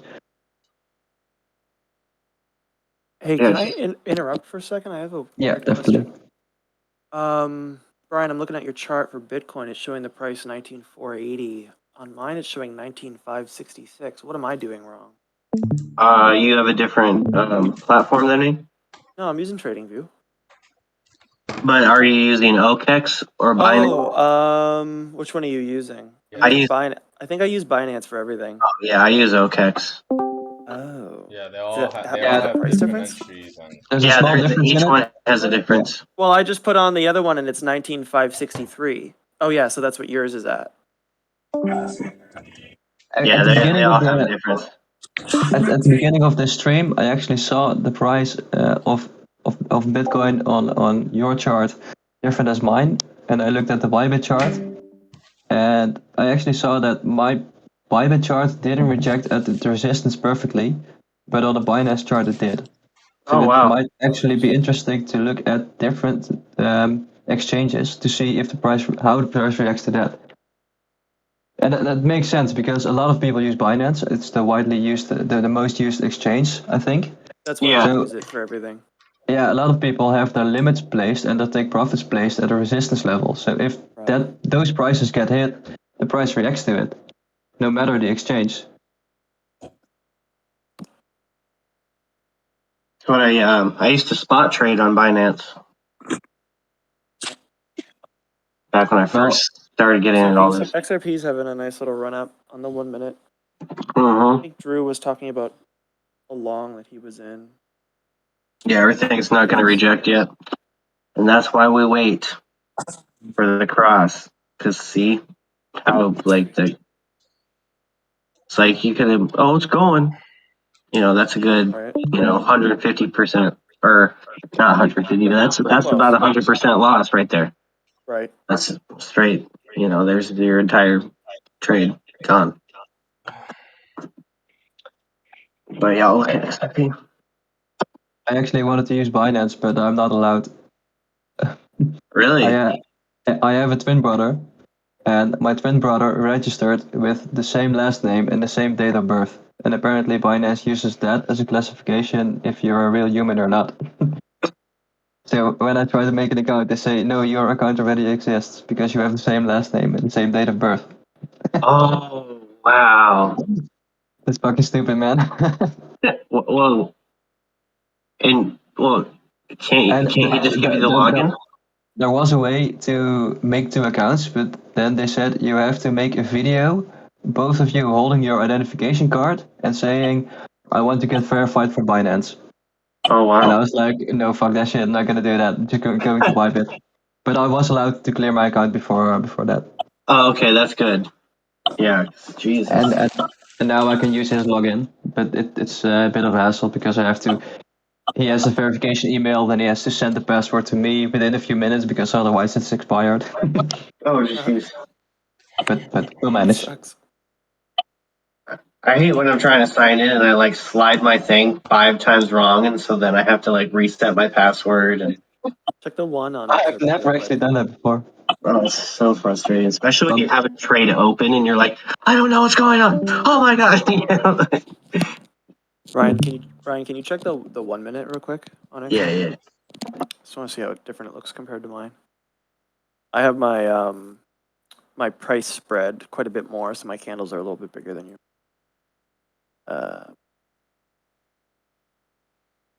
I'm That's because you use thinking Binance. maybe it could hit 37.20 around there. 37.30. What do you think? 37. If you open up your candles a bit more, it's a little bit easier to see.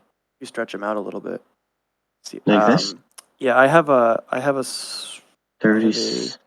support line drawn at Oh yeah. 36.97, but I'm thinking one at 37.30 might be more realistic.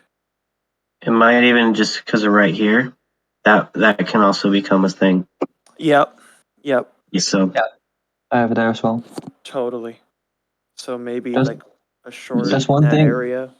There's one thing to keep in mind. If you zoom out a little bit, well, it's actually visible on the 1 minute as well. If you draw a Fibonacci tool from, let's see the price, 36.90 to the top. where's I've never used a Fibonacci, so Same. Well, it's a good, never too late to learn. If you zoom It's out, in the same area as the price range one. Like if you this third icon down, yeah, in there. Isn't it? forecast. Or is it, no, Oh. the one above, No. third icon down.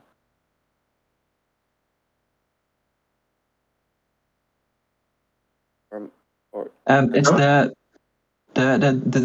4 vertical lines up at the to the top. top, to the top, to the top. Like underneath the line tool Yeah, underneath line tool. on the sidebar, Brian. Underneath the line tool. So like go up to the line. Oh, okay. Sorry. The one below it. The one Oh, below okay. it. What this? Yeah, and then the top one, Fib retracement. So what do you do with it? You draw the first line and then the second line. The first line is at, let's see, 36.90. It's on the support line a little bit less, so you can stretch That's out all the way down. Yeah, that bottom, little bit up, little bit up, little bit up. Yeah, that, and then to the top. Oh, You have to click it twice. So click once, drag it up, and click to the top.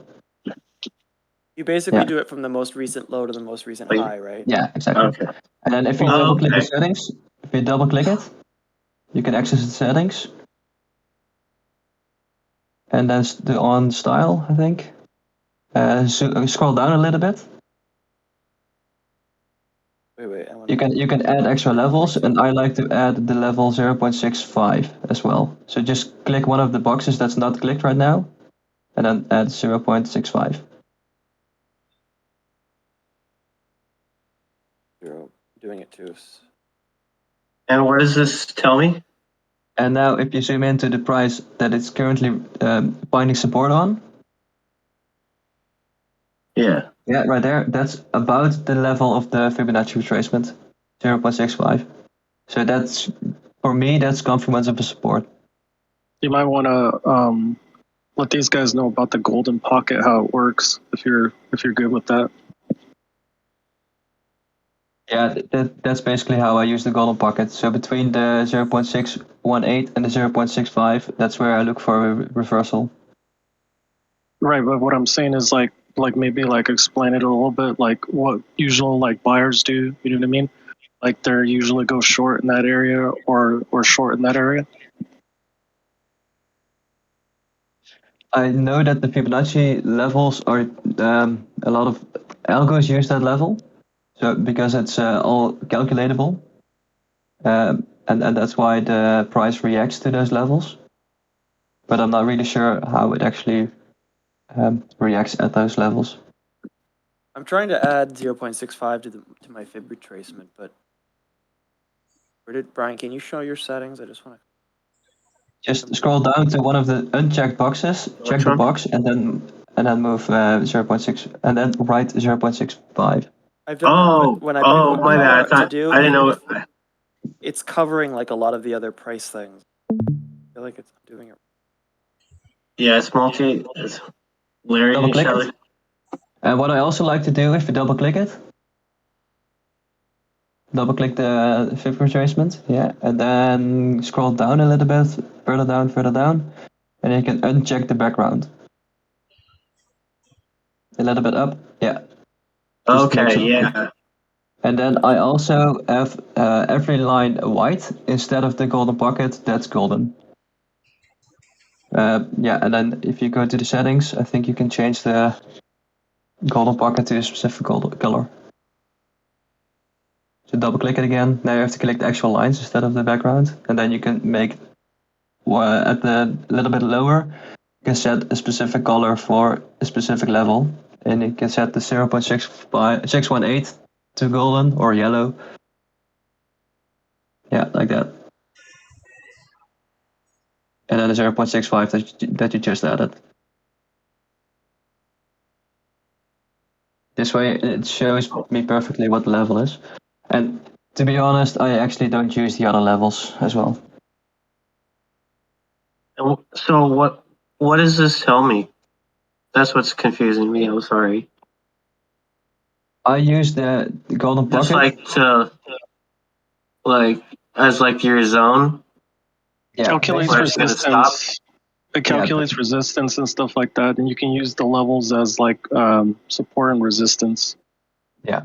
Fibonacci is a tool that's used to calculate resistances, but well, you can use it on your own, but it's not recommended. It's recommended to use it as a confluence to other things. So, for example, if you are at a resistance which also happen to be a Fibonacci retracement, then it's likely to reject to it. Or if you have a moving average touch with a confluence of the golden pocket or any fib level, it's likely to retrace. So wait, I could basically draw it from right here, and this stuff would already be mapped out. Technically, you want to use it kind of from the swing low to swing high, or swing high to swing low, depending on what you're trying to do with it. But you see how it bounced off that golden pocket pretty good. Yeah, usually, most people I was telling I think it was Theo, right? Oh, okay. Yeah, it's Theo. So a lot of people they like using that golden pocket a lot, like saying the algorithm and stuff like that. I've been using that for my strategy, and usually if it blasts past the golden pocket and it doesn't come back down, usually it bounces from it and stuff like that. And then you can use price action to kind of test to see if it's going to go down to the next level or not. See, I don't know what price action is. Basically, candlestick patterns. Oh, okay. Candlestick patterns, anything the price reacts to a certain level. Yeah, I'm sorry that I don't know any of this stuff. Because you know what I was thinking though is you know how you've been doing your now that you have it set up like that, you have the fib set up like that. It might be a good idea to maybe go through your plays a little bit. Screaming, you're a little muffled. Is that just me, or is